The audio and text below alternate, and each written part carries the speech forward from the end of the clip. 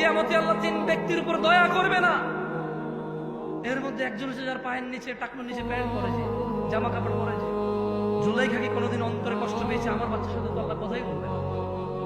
এদেশের আব্দুল্লাহ, আব্দুর রহমান, আব্দুর রহিমরা, এদেশের জামশেদরা কি কখনো এরকম নিজের বাচ্চার টাকনুর নিচে প্যান্ট দেখে কি কখনো কল্পনা করেছে, হায় রে আমার আদরের সন্তানটার সাথে আল্লাহ কথাও বলবে না, দয়াও করবে না, রে কি করলো আমার ছেলে?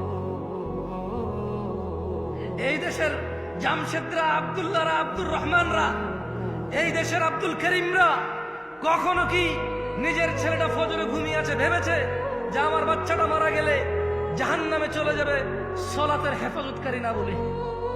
কোনদিন কি কল্পনা করেছে এই দেশের আব্দুল করিমরা? বলেছে? বলেন তো। ইসলাম তাহলে ওর কাছে কতটুকু করেছে? ও ইসলামকে কতটুকু জানে? কিভাবে জানে ইসলামকে সে?